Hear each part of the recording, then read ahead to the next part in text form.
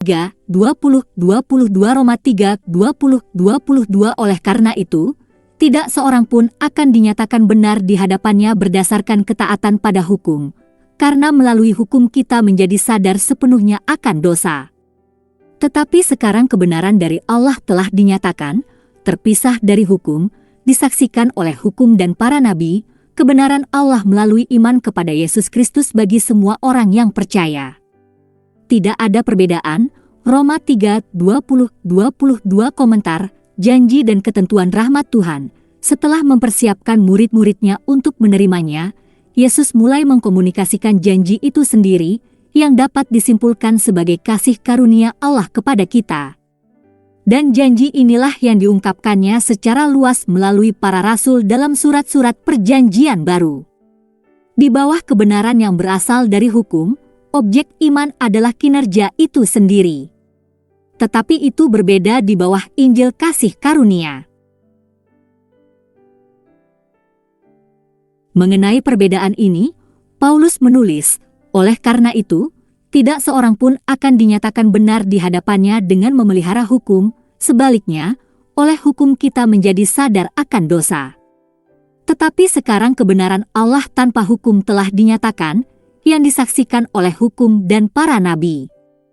Kebenaran Yahweh ini datang melalui iman kepada Yesus Kristus bagi semua orang yang percaya. Roma 3:20-22. Di bawah Injil kasih karunia, tidak ada yang bekerja untuk mendapatkan kebenaran. Tapi, sebaliknya, itu membenarkan dirinya sendiri hanya dengan percaya, terlepas dari kinerjanya. Ketika seseorang bekerja, upahnya tidak diperhitungkan sebagai hadiah, tetapi sebagai kewajiban. Tetapi bagi orang yang tidak bekerja, tetapi percaya kepada Tuhan yang membenarkan orang fasik, imannya diperhitungkan sebagai kebenaran. Roma 4:4-5 ini bukan untuk mengatakan bahwa status keselamatan seseorang sama sekali tidak berhubungan dengan kinerjanya.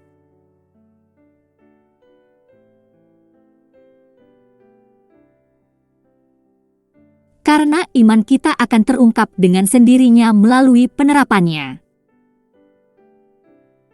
Apa yang kita percayai akan menjadi bukti dari apa yang kita lakukan, seperti misalnya Paulus menulis dalam 2 Korintus 4:13, "Aku percaya maka aku berbicara."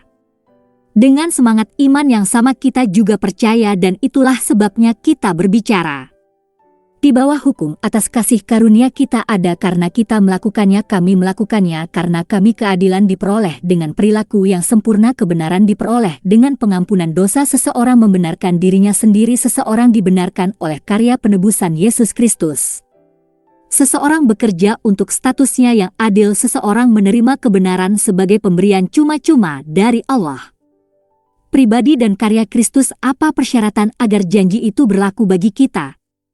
Tidaklah cukup hanya berasumsi bahwa janji itu berlaku bagi kita.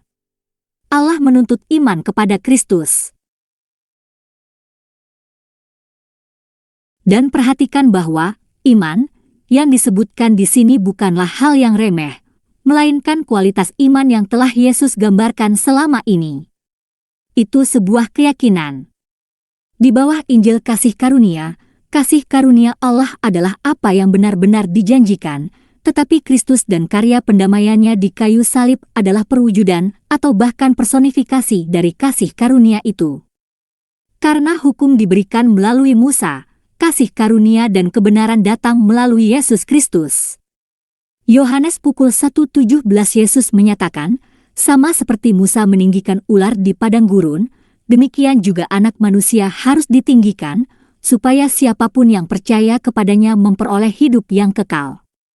Yohanes 3:14-15 Yesus merujuk pada suatu peristiwa dalam Bilangan, pasal 21, di mana Allah menyuruh Musa mengangkat seekor ular perunggu dan meletakkannya di tiang agar dilihat orang, yang akan menyembuhkan siapa saja yang telah digigit ular beracun.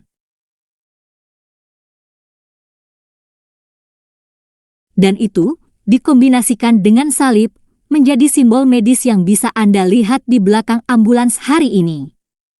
Kristus di kayu salib sekarang telah menjadi objek iman seperti ular tembaga itu. Karena Tuhan begitu mencintai dunia, sehingga Dia memberikan Putra Tunggal-Nya, agar siapapun yang percaya kepadanya tidak binasa, tetapi memiliki hidup yang kekal. Yohanes pukul 3:16 Pengakuan iman Tuhan Yesus Kristus. Saya mengakui dosa-dosa saya, dan saya bertobat dari dosa-dosa saya, dan saya mengakui Tuhan Yesus Kristus sebagai satu-satunya dan cukup juru selamat hidup saya, menulis nama saya dalam buku kehidupan. Wahyu 21:8 Tapi pengecut, kafir, bejat, pembunuh, cabul, sihir, penyembah berhala dan semua pendusta, tempat mereka akan berada di lautan api yang terbakar dengan belerang. Ini adalah kematian kedua. Wahyu 21:8.